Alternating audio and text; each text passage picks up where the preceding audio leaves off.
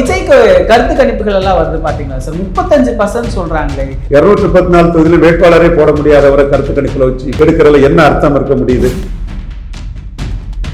திமுகவை பலவீனப்படுத்துறாரு விஜய் அப்படின்னு சொல்றாங்க, அது உண்மையா? திமுக தரப்புல ஒரு பயம் இருக்குது. பியூஷ் கோயல் அவர்கள் 60 சீட்டு கேட்கறதா சொல்றாங்க, அதுக்கெல்லாம் அதிமுக ஒத்துக்காது அப்படின்னு சொல்றாங்களா, அது உண்மைதானா? சீட்டு தேர்வால தான் அதிமுக பாஜக கூட்டணி 2 முறை முறிஞ்சுது. அதிமுக தரப்புல 35ல இருந்து 40 சீட்டு தான் கொடுப்பாங்கிற மாதிரி சொல்றாங்க. அந்த சீட்டு போதுமானதா இருக்குமா? ஓட்டு எடப்பாடிக்கு டிரான்ஸ்பர் ஆகாது. விஜய் என்ன நினைக்கிறாங்க? போர்ஸ்ன்னு நினைக்கிறாங்களா, இல்ல உதயநிதிக்கு ஒரு போட்டியா வந்துருவாருன்னு நினைக்கிறாங்களா? வெளிச்சடத்தனமான ஒரு வேலைங்க. ஸ்டாலின் இன்னும் 10-15 வருஷம் அரசியல் பண்ணுவாங்க. ஏங்க இந்த ஈரத்தனமான இனி புத்தியில பேசிட்டு தெரியுங்க?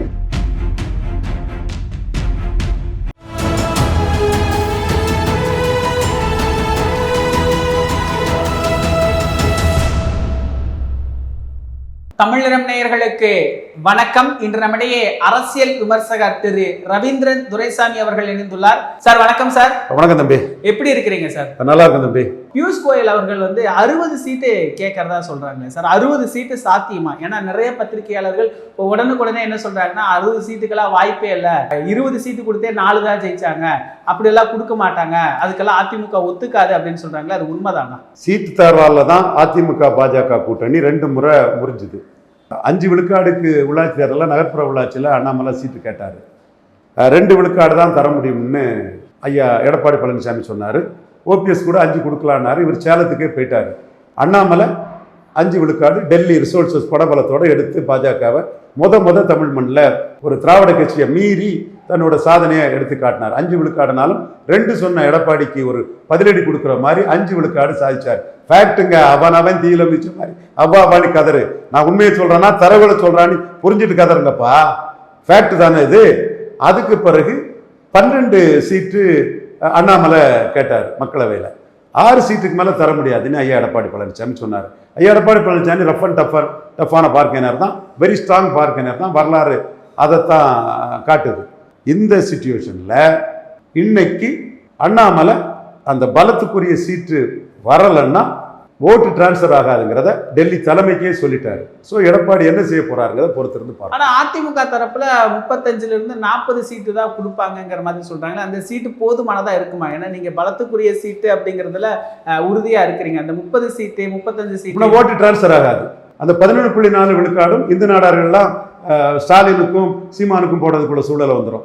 நான் லிங்குவிஸ்டிக்ஸ் எல்லாம் ஸ்டாலினுக்கும் விஜய்க்கும் போடக்கூடிய சூழ்நிலை வந்துடும். இப்படி அந்த ஓட்டுகள் பிராமணர்கள்லாம் சீமானுக்கு போடக்கூடிய சூழ்நிலை வந்துடும். 6 பிராமணர்களை கேண்டிடேட்டா போடுறாரு, குறி வைக்கிறாரு. அப்போ பிஜேபி சின்ன சக்தி தான். நம்ம மாற்றணி பிஜேபிக்கு போட்ட பிஜேபியே மதிக்கல, நம்ம ஓட்டையே மதிக்கல. நம்ம ஓட்டையே மதிக்காத போது நம்ம ஓட்டையும் எடப்பாடி சிஎம்னு போடணும். அதை ஸ்டாலினுக்கு போட்டுட்டு போயிடலாம், சீமானுக்கு போட்டுட்டு போயிடலாம், விஜய்க்கு போட்டுட்டு போயிடலான்னு ஒவ்வொரு தரப்பும் இந்த நாடார் பிராமணர்கள்லாம் சீமானுக்கும், நான் வன்னியர் நான் வெள்ளாளர் போன்றெல்லாம் ஸ்டாலினுக்கும், லிங்குவிஸ்டிக் எல்லாம் ஸ்டாலின் விஜய்க்கும்னு அந்த 11.4 இருக்கக்கூடிய வாக்குகள் ஜாதி அடிப்படையில் சீமான் ஸ்டாலின் விஜய்னு பிரிஞ்சு போறதுக்கான சாத்தியக்கூறுகள் தான் அதிகம். எடப்பாடிக்கு டிரான்ஸ்பர் ஆகாது. ராமதாஸ் அன்புமணியை பியூஷ் கோயல் இணைப்பாரு அப்படின்னு நீங்க ஆரம்பத்திலிருந்தே மறுத்தீங்க. தேர்தலுக்கு பிறகுதான் இந்த இணைப்பு இதெல்லாம் நடக்கும், இந்த சமயத்துல அது நடக்கவே நடக்காதுன்னு மறுத்தீங்க. ஆனா பியூஷ் கோயல் அதுக்கான முயற்சி மேற்கொள்வார். முயற்சி மேற்கொள்ளலாம். அது செயல்படுமான்னு எனக்கு நம்பிக்கை இல்லை. தலையணை மந்திரம்னெல்லாம் அறிக்கையை ஐயா டாக்டர் ஐயா விடும்போது அது மருமகள் மாமனார் சண்டை மாதிரி அது ஆயிடுச்சு. அது என்ன கஷ்டம் தான் நான் கருதுறேன். அது இழைப்புக்கு வழி இல்லை. நீரடித்து நீர் விழுதுன்னு சொன்ன நானே தான் சொல்கிறேன். அது ஒன்று சேருவதற்கான சாத்தியக்கூறுகள் ரொம்ப கம்மியாயிட்டு 2 பாமக வேட்டை ஆகி போச்சு. கிட்டத்தட்ட இன்னைக்கு கூட பாமக ராமதாஸ் அவர்கள் ஒரு பொதுக்குழு கூட்டுறாரு. அதுக்கு பாமகல இருந்து அன்புமணி அவர்கள் அது செயற்குழு பொதுக்குழு கூட்டமே அல்ல அப்படிங்கிறாங்க. கிட்டத்தட்ட இது அரசியல்ல ஒரு தாக்கத்தை ஏற்படுத்துமா சார்? அரசியலில் என்ன தாக்கம் ஏற்படுத்த போங்கிறது 2 பேரும் எப்படி அணி அமைக்கிறாங்கிறத பொறுத்து தான் நம்ம சொல்ல முடியும். யார் யார் எந்த அணியில் போகிறாங்க, எப்படி போகிறாங்க, யாருக்கு டிமாண்ட் இருக்குது, யார் தங்கள் டிமாண்டை பலப்படுத்திக்கிறாங்கலாம் பொறுத்தான் சொல்ல முடியும். அன்புமணியை பொறுத்த அளவில் 10.5 15 வன்னியர் தனி ஒதுக்கீட மையமாக போகிறதா அவருக்கு பலன் கொடுக்கும்னு நான் கருதுறேன். இன்னொன்று, இன்னைக்கு வன்னியர் ஐக்கா நாட்டு ஜெயகுரு நம்ம நண்பர், அவர்கிட்ட மாறுபட்ட கருத்துக்கள்லாம் பாமக துணைத் தலைவராக இருக்கும்போது கட்சிக்குள்ளே நான் பேசியிருக்கிறோம். பட் பாசமாக இருப்பார். வன்னியர் நலனில் ரொம்ப உறுதியானவர். டாக்டர் ஐயாவும் வன்னியருக்கு உறுதியானவர் தான், அதை நான் மறுக்க வரல. ஜெய குரு அதையும் தாண்டி உறுதியானவர். ஸோ காலம் அந்த பசும்பொன் ஐயா முத்துராமலிங்க தேவருக்கு ஒரு பெரிய புகழ் கிடைச்சது மாதிரி, ஒரு முக்குலத்தூர் ஐக்கானா தேவரையா வந்தது மாதிரி, அரசியல் சூழ்நிலையும் காலமும் வன்னியர் ஐக்கானாட்டு என் நண்பர் குருவுக்கு அந்த வாய்ப்பை கொடுத்துருக்குது. ஸோ குருவை முன்னிறுத்தி களமாடக்கூடிய ஒரு சூழ்நிலையை இளைஞர்களை கவர்றதுக்கு அன்புமணி அதை ஒரு வாய்ப்பாட்டு குருவையும் முன்னிறுத்தி வன்னியர் தனி ஒதுக்கீடையும் முன்னிறுத்தி அவர் போவார். ஏன்னா அன்புமணி ராமதாஸ் ரெண்டு பேரில் யார் பெரியவருங்கிறதுல குருவுக்கு இமேஜை யார் பெருசாக எடுக்கிறாங்கங்கிறது ரெண்டு பேருக்குமே ஒரு நிர்பந்தமாகுது. இதுதான் காலத்தின் கோலம், காலத்தின் சூழல். இது யார் கையிலையும் இல்லை. காலம் இப்படி வந்திருக்குது. அதில் டாக்டரும் வன்னியருக்கு உறுதியானவர் தான். டாக்டரை விடவும் வன்னியருக்கு உறுதியான சகோதரர் ஜெய குருவுக்கு இந்த இமேஜ் கிடைக்கிறது. அவரோட மாறுபட்ட கருத்து அவரோட பாமக கூட்டங்களில் நாம் பேசியவன் என்றாலும் உண்மையிலே தகுதியான வன்னியருக்கு உறுதியான ஒருத்தருக்கு அந்த இமேஜ் பசும்பொன் ஐயா மாதிரி ஜெயகுருவுக்கு கிடைக்கிறத நம்ம மனப்பூர்வமா அதை வரவேற்கிறோம். இன்னொரு பக்கம் விஜய்க்கு கருத்து கணிப்புகள் எல்லாம் வருது பாத்தீங்களா சார், 35% சொல்றாங்களே, எப்படி நீங்க பலம் நிரூபிக்கலன்னு சொல்றீங்க, ஆனா இந்த கருத்து கணிப்பு என்ன, எதை அடிப்படையை வச்சு சொல்றீங்க? என்ன ரெட்டிகள்ல சீமானுக்கு 35 போடுறான், விஜய்க்கு 5 தான் போடுறான். எது உண்மை? ரெட்டிகள் கருத்து கணிப்பு உண்மையா? யாரோட கருத்து கணிப்பு உண்மை? 8 விழுக்காடு சீமான் வந்தாரு, 4 தான் தந்தியில போட்டாப்புல. களம் அமையறதுக்கு முன்னாடியே கருத்து கணிப்புங்கிறது மோசடி. 234 தொகுதிக்கும் விஜய்கிட்ட வேட்பாளரே கிடையாது. 234 தொகுதியிலும் வேட்பாளரே போட முடியாதவரை கருத்து கணிப்பில் வச்சு எடுக்கிறதுல என்ன அர்த்தம் இருக்க முடியுது? அவருக்கு பிறந்த நாளே 35 இடங்கள்ல தான் கொண்டாடப்பட்டது. 234 பொய் சொல்றாங்க. அந்த பொய்யை நம்பி இவரை கருத்து கணிப்பில் வைக்கிறாங்க. கேண்டிடேட்டே போட முடியாதவர் கேண்டிடேட்டுக்காகவே எம்ஜிஆர் ஜெயலலிதா இதை பிடிச்சிட்டு அலையரை வச்சு கருத்து கணிப்பு போடுறது மோசடியான கருத்து கணிப்பு தான். அந்த கருத்து கணிப்பு களத்தில் நிற்காது. அப்போ உண்மையிலே அவருக்கு சக்தி இருந்ததுன்னா விக்கிரவாண்டி களத்துக்குள்ள போலரைசேஷனை மீறி நின்றுக்கணும். வன்னியர் நான் வன்னியர் போலரைசேஷன் வந்தால் வட தமிழகத்தில் 90 தொகுதியில் அவருக்கு வேட்பாளரே இருக்க முடியாது. அவருக்கு வன்னியர் ரசிகர்கள் எல்லாம் அதிமுக பாமக கூட்டணிக்கும், பறையர் ரசிகர்கள் எல்லாம் திமுக பிசிக கூட்டணிக்கும் போவாங்க. இது ஈரோடு கிழக்கிலே அவரை பார்க்க வந்த அந்த கூட்டம் ஸ்டாலினுக்கு எதிராக இல்லை, சீமானுக்கு எதிராக தான் அந்த கூட்டம் கைத்தட்டிச்சு ஆர்ப்பரிச்சு ஸ்டாலின் எதுக்கல்ல. அப்போ அவரை பார்க்க வந்த அருந்ததியர்கள் வாக்காளர்கள் களம்னு வரும்போது ஸ்டாலினுக்கு ஓட்டு போடுறது தான் வாய்ப்பு அதிகம். சீமான் பறையர் தேவேந்திர வேளாளருக்கு 5 விழுக்காடு இடஒதுக்கீடு உயர்த்தி கொடு, ஆதி தமிழர் வல்லாது மீதி தமிழர் வல்லாதுன்னு சொல்லும்போது இதில் சீமான் ஏறுவார். விஜய் நிலைப்பாடே எடுக்கல. அப்போ அருந்ததியர் பிறமொழியாளர்கள் கலைஞரால் தான் நம்ம வாழ்வு பெற்றோம், ஸ்டாலினே சொல்றது மாதிரி 20 மடங்கு இடங்கள் இன்ஜினியர் இடங்கள்லாம் கூடிட்டு நம்மளை வாழ வச்ச உதயசூரியன் சின்னத்துக்கு வாக்களிப்போம். ஜெயலலிதா இருந்தது வரை ரெட்டல எருமை உதயசூரியனுக்குன்னு அருந்ததியர்கள் வாக்களிக்க வாய்ப்பு இருக்குது. அதுதான் ஸ்டாலினை எதிராக பேசும்போது யாருமே கைத்தட்டலை. ஏன்னா அவங்க ஸ்டாலினுக்கு வாக்களிக்க போறாங்க, விஜயை பார்க்க வந்தாங்க. ஸோ இந்த கருத்து கணிப்பெல்லாம் களம் அமைகிறதுக்கு முன்னாடி, எப்படி போலரைசேஷன் வர்றதுக்கு முன்னாடி இன்னைக்கு சொன்னதெல்லாம் வெறும் விளம்பர யுக்தி தானே தவிர அதுல எந்த உண்மையும் கிடையாது. அதை நம்ம தூரத்துக்கு போட்டுடலாம். விஜய் என்ன எடுக்கிறாருங்கிறது எலெக்ஷன் கமிஷன் 2026 அறிவிக்கும், அப்போ பார்த்துக்கலாம். இதெல்லாம் சும்மா டாக்டிக்ஸ். இப்போ நீங்கள் தரவுகளோட சொல்கிறீங்க சார், கருத்து கணிப்பு கிட்டத்தட்ட அது கருத்து திணிப்பாகவே நீங்கள் எடுத்துக்கிறத நான் புரிஞ்சுக்க முடியுது. ஆனால் திமுகவை பலவீனப்படுத்துகிறாரு விஜய் அப்படின்னு சொல்கிறாங்களே, அது உண்மையா? இல்லவே இல்லை. கிறிஸ்டின் முஸ்லீம் ஓட்டு ஆர்எஸ்எஸ்க்கு எதிராக பாஜகவுக்கு எதிராக திமுகவுக்கு தான் போகும். திமுகவுக்கு தான் அந்த ஓட்டு போகுங்கிற பயத்தில் விஜய ஆர்எஸ்எஸ் ஏஜென்ட்னு சொல்றதுனால தன்னோட சினிமா அடிபட்டு போங்கிறதுல தான் கிறிஸ்துமஸ் விழா கொண்டாடுறாரு. போன வருஷம் கிறிஸ்துமஸ் விழா கொண்டாடல, இது கரூர் விஷயத்தை சொல்லி தீபாவளி கொண்டாடல. ஆனா கிறிஸ்துமஸ் விழா அவர் கொண்டாடுறாருன்னா அவர் சினிமா அடிபட்டு போகும். நம்மளை மோடிக்கு ஏஜென்ட்னு கருதி, பாஜக ஏஜென்ட்னு கருதி அந்த கிறிஸ்தவ முஸ்லீம் நம்ம படத்துக்கு கொடுக்கக்கூடிய ஆதரவை பின்வாங்கிடுவாங்களோங்கிற அச்சம் திராவிட இயக்க படம் மாதிரி பராசக்தி வர்றதுனால கிறிஸ்டின் முஸ்லீம் எல்லாம் பராசக்தியை தூக்கி விட்டுறாங்களோ அச்சம் அவருக்கு வந்ததுனால தான் யோசேப்பு நண்பர்கள் சதி பண்ண பார்த்தாங்க, ஜோசப் பொழைச்சிக்கிட்டாங்கிற கதையெல்லாம் சொல்றாரு. நீங்க ஆர்எஸ்எஸ்க்கு ஏஜென்ட்ங்கிறது போய் நீங்க மைக்கு படம் போட்டது சீமானுக்கு ஆதரவாளர்கள் உலகம் ஃபுல்லா பிரபாகரன் சீமான் படத்துக்கு ஒரு வசூலுக்கு தான் நீங்க போட்டீங்க. உண்மை. அப்படி போட்ட பிறகும் கன்னியாகுமரியில சீமான் ஆவரேஜுக்கு கீழே 5 விழுக்காடு வாக்குகள் தான் நாம் தமிழர் எடுத்தாங்கன்னு சொன்னா அவங்க திமுக காங்கிரஸ் கூட்டணிக்கு தான் ஓட்டு போடுவாங்க. பட் திமுக தரப்புல ஒரு பயம் இருக்குது. அது நான் என்ன பொறுப்பாக முடியும்? அது அவங்க பயம். அப்ப ஸ்டாலினுக்கு பயம் வந்துருச்சுன்னு புரிஞ்சுக்கலாமா? கண்டிப்பா பயம் இருக்கு. கிறிஸ்டியன்ஸ் ஓட்ல ஸ்டாலின் கவனா பவுன்னு இருக்கிறாரு.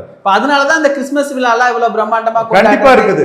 அதுல சீமான் பயமும் இருக்குது. சீமான் முஸ்லிம் சிறைக்கைதிகள் விடுதலைங்கிறது சீமான் தான் சொல்றாரு. சீமான் தலித் கிறிஸ்தவர்கள் கல்லறை தோட்டம், கிறிஸ்தவ இன்ஸ்டிடியூஷன்ஸ், சர்ச்சு இங்களெல்லாம் பாதிக்கப்படுறாருன்னு சீமான் தான் பேசுறாரு. ஸோ அந்த இடத்துல விஜய் பயம் மட்டுமில்லை, சீமான் பயம் சேர்ந்து தான் இருக்குது.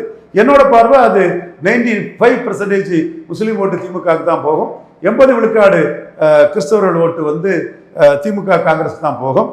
விஜய் இஷ்யூ எடுக்கலன்னா பிள்ளை வெள்ளாளர் கிறிஸ்தவரான விஜய்க்கு தலித் கிறிஸ்தவர் வாக்கே போகாது. பறையர், அருந்ததியர், தேவேந்திர வெள்ளாளர் கிறிஸ்தவர் வாக்கே சீமான் ஆணவ படுகொலைக்கு எதிராக பேசுறாரு, ஆதி தமிழர் வெல்லாது மீதி தமிழர் வெல்ல முடியாதுங்கிறாரு, கல்லறை தோட்டத்தில் உள்ள அட்டவணை பிரிவு கிறிஸ்தவர்களுக்கு அநீதி நடக்குன்னு சீமான் பேசுறாருன்னா சரி நமக்காக சீமான் தான் பேசுறாருன்னு ஒரு கிறிஸ்டின் கான்சியஸ் வந்தாலும் கூட விஜய் சினிமா பார்த்து நம்ம போட மாட்டோம். சினிமாவை பார்த்து நம்மளால ஒருத்தன் சினிமாவில் மேலே வரட்டுன்னு பார்ப்போம்.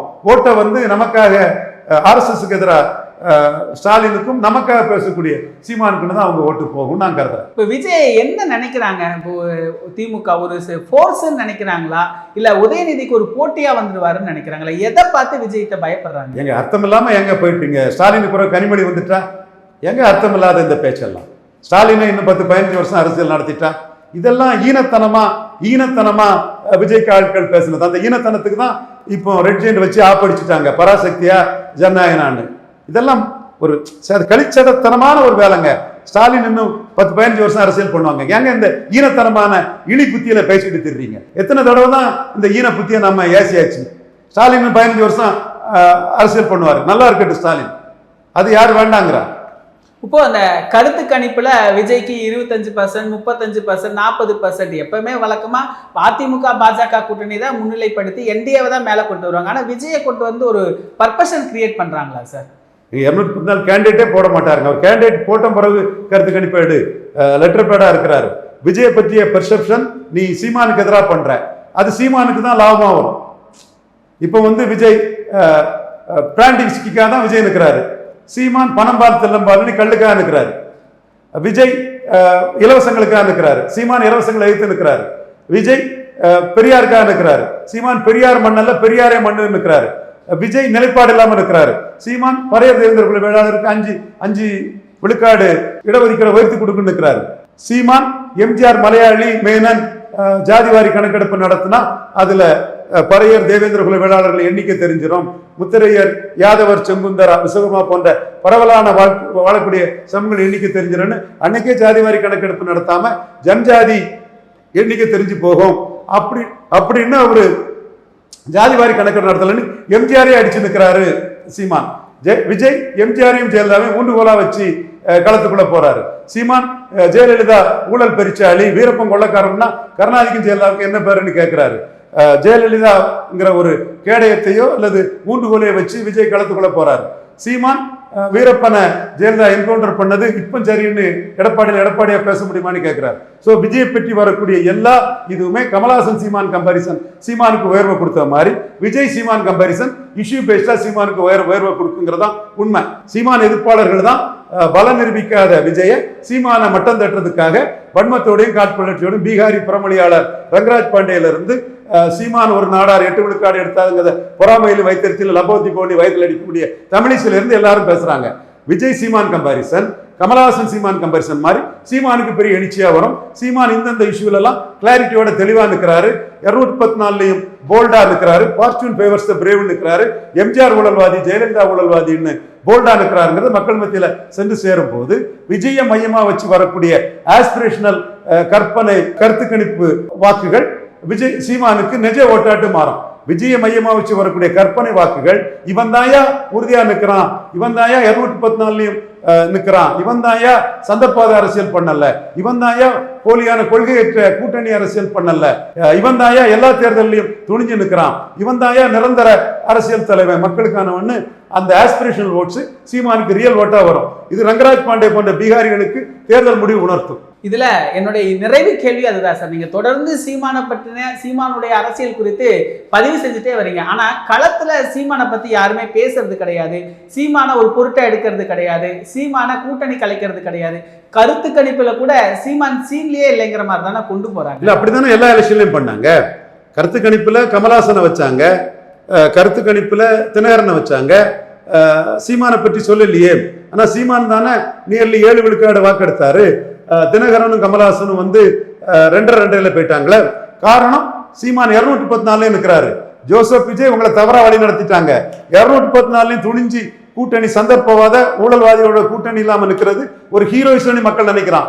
களம் வரும்போது சீமான் தான் 214 நிற்கிறாருன்னு சொல்லும் போது இதுதான்டா heroism. Fortune favours the brave. ஊன்றுகோல் இல்லாம துணிஞ்சு நிற்கிறான்னு தான் சீமானுக்கு வந்து வாக்களிச்சாங்க.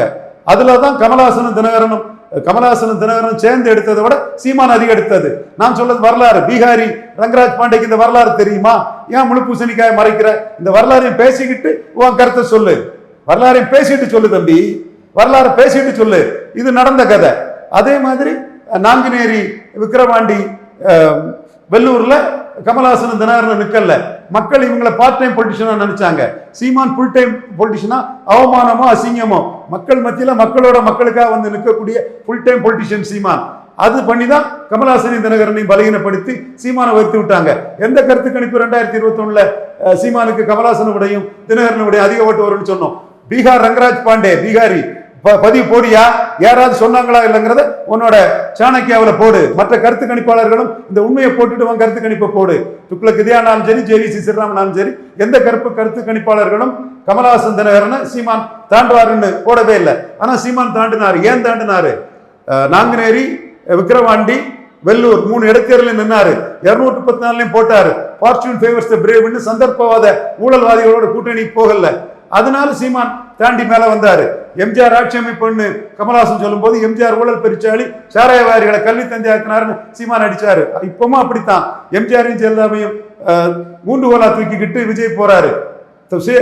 தன் சுயபலத்தை நம்பாம போறாரு, அடுத்தவன் பலத்தை நம்பி போறாரு. விஜய் எம்ஜிஆரும் ஜெயலலிதாவும், சீமான் எம்ஜிஆரும் ஜெயலலிதா ஊழல்வாதின்னு சொல்றாரு. தமிழக மக்கள் எம்ஜிஆரும் ஜெயலலிதாவும் ஊழல்வாதின்னு சொல்றதுக்கு என்ன ஆதரவு கொடுக்குறாங்க? ஃபார்ச்சூன் ஃபேவர்ஸ் த பிரேவ்னு சீமான் இருக்கிறதுக்கு என்ன ஆதரவு கொடுக்க போறாங்கிறது 2026 தேர்தல் முடிவுல பீகாரி ரங்கராஜ் பாண்டே உட்பட அனைவருக்கும் தெரியும். நிகழ்கால அரசியல் குறித்து பல தகவல்களை பகிர்ந்து கொண்டதுக்கு நன்றிங்க சார். நன்றி. உலக தமிழர்களுக்கு வணக்கம். நான் ரவீந்திரன் துரைசாமி. தமிழ்நிறம் வலையொலியில் தொடர்ந்து பேசி வருகிறேன். தமிழ்நிறம் வலையொலி தமிழர்களின் உயர்வுக்கும் தமிழரின் பெருமைகளை மீட்டெடுப்பதற்கும் பெரும் பணி ஆற்றி வருகிறது. தமிழ்நிறம் வலையொலியை பாருங்கள், அதனை சப்ஸ்கிரைப் பண்ணுங்கள். நன்றி, வணக்கம்.